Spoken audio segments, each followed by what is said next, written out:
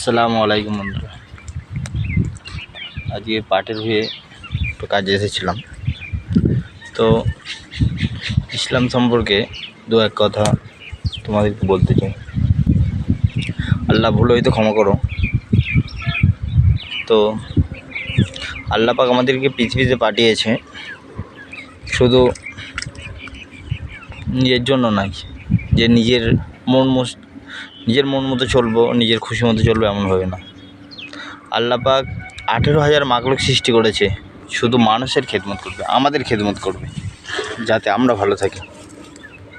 আর আমরা কি করছি?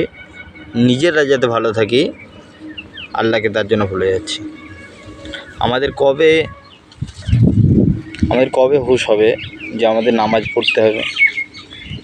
আমার নবীজি ইন্তেকাল করছে, ইন্তেকালের আগেও বলছে যে তোমরা যে কথাগুলো বলে গিয়েছে তার মধ্যে বলে গিয়েছে যে তোমরা সালাতকে আদায় করো, নামাজকে আদায় করো।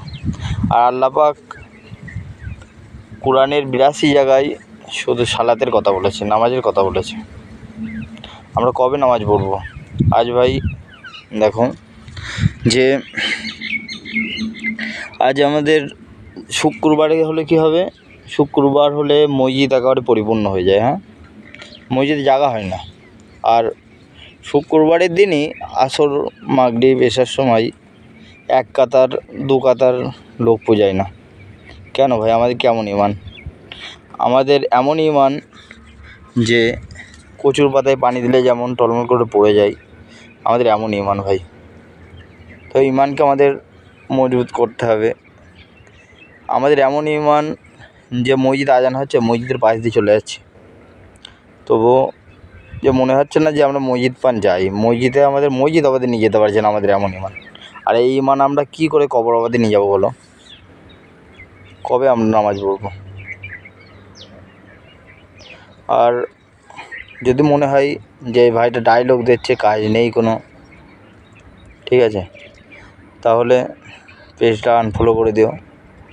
আর যদি মনে করো যে হ্যাঁ আমাদের নামাজ পড়তে হবে, অপর ভাইকে দাওয়াত দিতে হবে, তাহলে ভিডিওটা শেয়ার করে দিও। আর আল্লাহ পাক আমাদেরকে পৃথিবীতে পাঠিয়েছে তিনার ইবাদতের জন্য। আল্লাহ পাক এই পৃথিবীকে চুল পরিমাণও ভালোবাসে না।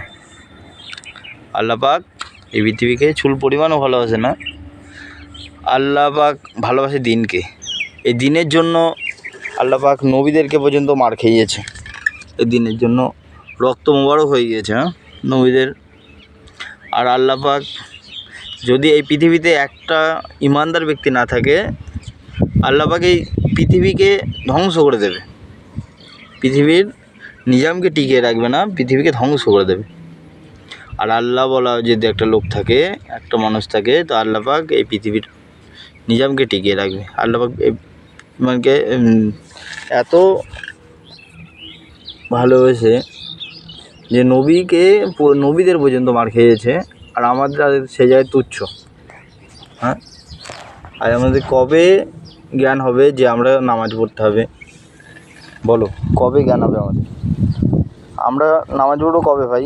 সেই দিনকে আমরা নামাজ পড়বো যেদিনকে আমার কাছ থেকে কোনো আমার কাছের মানুষ বিদায় নেবে।